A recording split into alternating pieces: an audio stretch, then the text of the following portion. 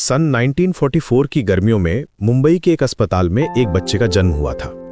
उस वक्त किसी को पता नहीं था कि ये बच्चा एक दिन भारत का सबसे युवा प्रधानमंत्री बनेगा। राजीव गांधी का नाम था उसका, लेकिन उसकी कहानी सिर्फ राजनीति की नहीं है, बल्कि एक ऐसे इंसान की है जो कभी राजनीति में आना ही नहीं चाहता था।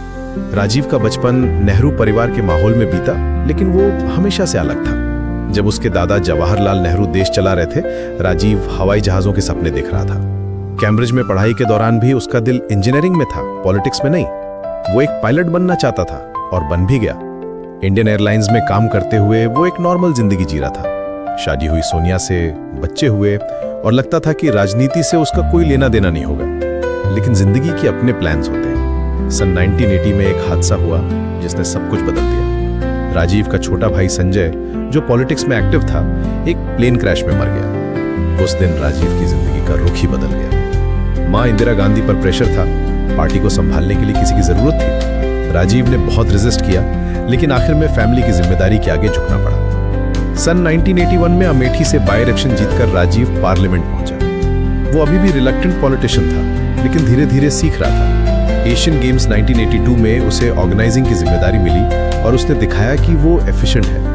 कांग्रेस पार्टी में जनरल सेक्रेटरी बनकर उसने ऑर्गेनाइजेशन को स्ट्रीमलाइन करना शुरू किया। फिर आया वो काला दिन, अक्टूबर 31, 1984।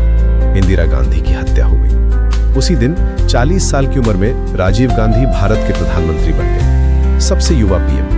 लेकिन ये कोई सेलिब्रेशन का वक्त नहीं था। दिल्ली में सिख राइट्स हो रहे थे, देश में टेंशन था। राजीव को तुरंत एक्शन लेना पड़ा। दिसंबर 1984 के इलेक्शंस में कांग्रेस को हिस्ट्री की सबसे बड़ी जीत मिली। 541 में से 414 सीट्स। लोगों ने राजीव पर भरोसा जताया था। वो यंग था, मॉडर्न थिंकिंग रखता था और करप्शन से दूर लगता था। उसका विजन था इंडिया को 21st सेंचुरी में ले जाने का। राजीव के टेन्योर में कई इंपॉर्टेंट चीजें हुई। उसने टेक्नोलॉजी को प्रमोट किया, कंप्यूटर रेवोल्यूशन की शुरुआत की, टेलीकॉम सेक्टर में रिफॉर्म्स लाए, इकोनॉमिक लिबरलाइजेशन की दिशा में कदम उठाए। लेकिन साथ ही कई कंट्रोवर्सीज भी आई। भोपाल गैस ट्रेजेडी का हैंडलिंग, शाहबानो केस और सबसे बड़ी पोफर स्कैंडल। फॉरेन पॉलिसी में भी राजीव को चैलेंजेस फेस करने पड़े। श्रीलंका में LTTE के साथ कॉन्फ्लिक्ट, मालदीव्स में इंटरवेंशन और पंजाब में सेपरेटिस्ट मूवमेंट्स। हर डिसीजन के साथ क्रिटिसिज्म भी आती थी। मीडिया और ऑपोजिशन उसकी हर गलती को हाईलाइट करते थे। सन 1989 के इलेक्शंस में कांग्रेस की हार हुई। राजीव ऑपोजिशन लीडर बन गए, लेकिन उन्होंने हार नहीं मानी। पार्टी को फिर से ऑर्गेनाइज करना शुरू किया।